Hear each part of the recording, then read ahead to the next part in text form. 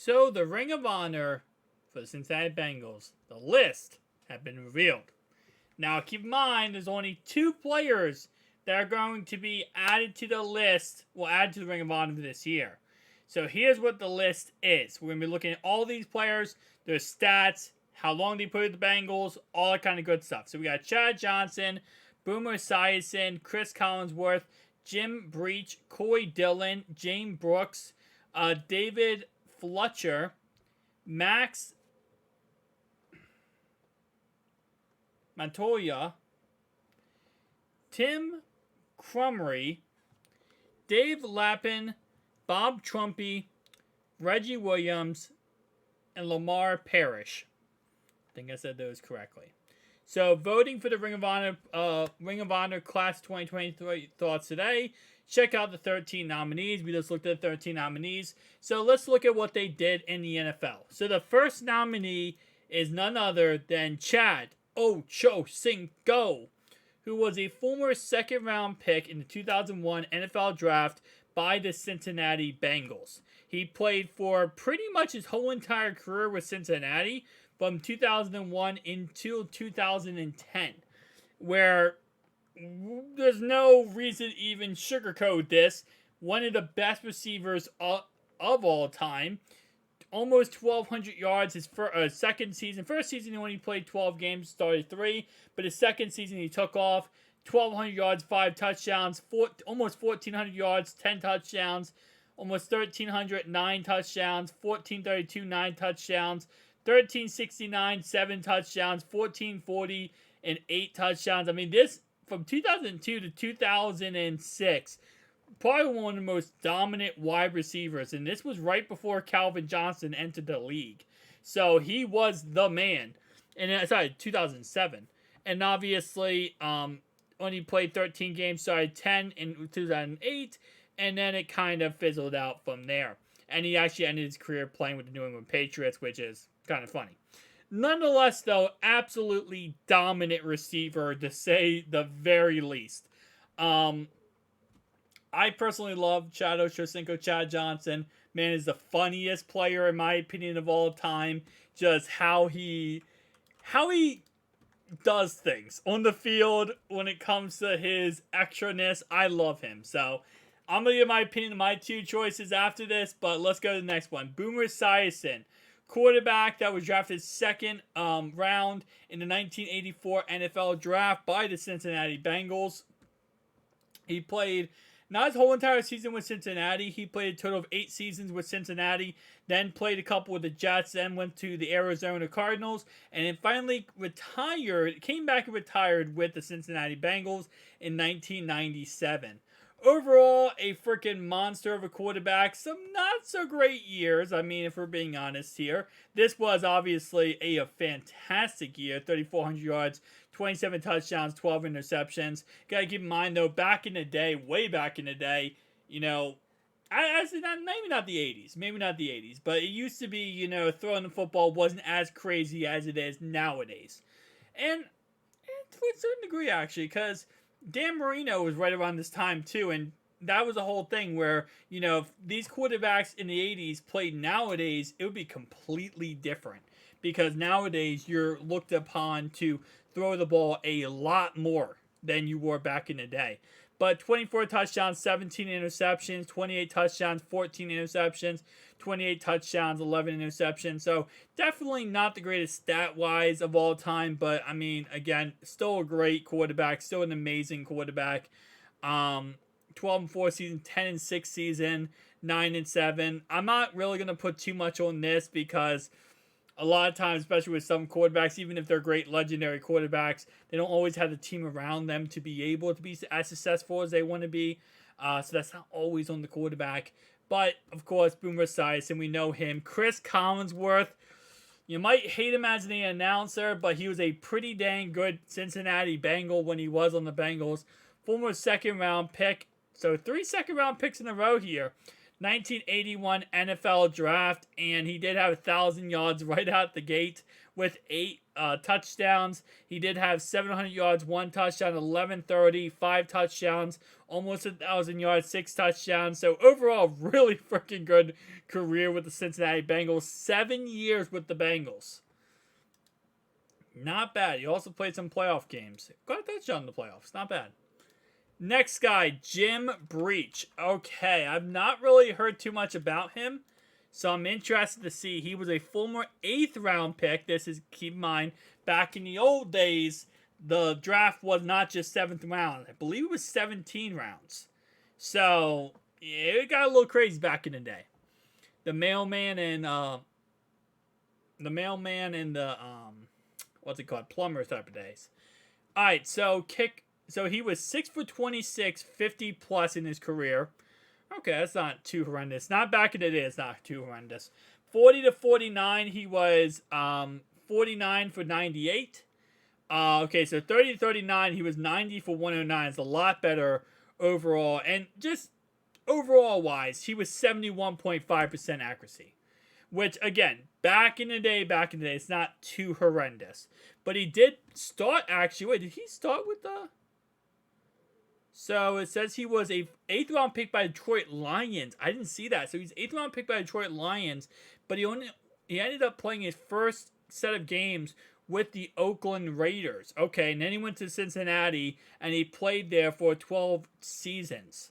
Now, as you can see, extra point percentage is pretty dang money, okay? Pretty dang money. Kicking, not the greatest, but extra points he was money on. So, not too horrendous. He was 91 for 98 within 30 yards, so that's not too bad. Again, he's not Evan McPherson, but it's okay. Give him a break for that. Corey Dillon. Now, I remember Corey Dillon more for his time in Green Bay, but I do remember his time in Cincinnati, because he was drafted by the Cincinnati Bengals in 1997 with a 2nd round pick. Not Green Bay. He didn't play for Green Bay? I thought he played for Green Bay. Who am I thinking? I'm thinking about... Now, I'm not thinking about A.J. Dillon. I'm thinking about... There's a legendary running back who played for Green Bay for a long period of time. I forget what his name was. He played with Brett Favre. I thought it was Corey Dillon. Okay, maybe not. So, Corey Dillon played for a total of... Was it 6 seasons with the Cincinnati Bengals? Okay. I do remember him, though. I remember when he was a Cincinnati Bengal, because this right here, this is why I remember him. 10 touchdowns, 4 touchdowns, 5, 7, 10. Wow, this man was good. Then he leaves Cincinnati, goes to the Patriots, and has really a phenomenal 3-year career with the Patriots. I do remember with the Patriots. I thought he played 1 year with Green Bay, though. That's so weird. Tell me about who I'm thinking about, because I'm thinking about a running back who played for the... right around 2000 time period. Forget who I'm thinking about. Anyway, James Brooks. Okay. Have not heard about him. He was a former 1st round pick by the San Diego Chargers in 1981. Okay. Played for 3 seasons with them before going to Cincinnati and playing there pretty much the rest of his career. Before he went to the Clownies and Tampa Bay Bucks. Okay. So, for the Bengals, though, he played for 396 yards, 2 touchdowns. Okay, but the receiving game, though. Receiving game's pretty nice. Okay. He was a definitely, I would say, overall-wise, pretty good running back. These 2 years especially, really good running back here.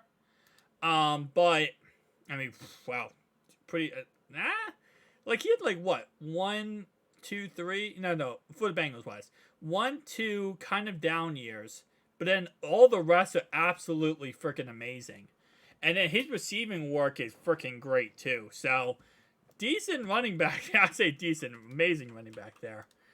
Man, I'm being a little bit weird here. 3rd round pick, David Fletcher for the Cincinnati Bengals 1986 draft.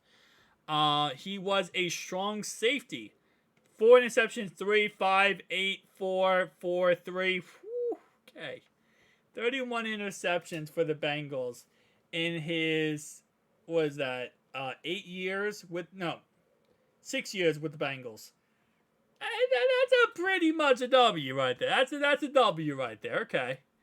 Max Montoya, I can't really look at his stats. He's a guard, but I'm sure he's great. Usually guards, they don't have stats on them. They don't usually have the years they played.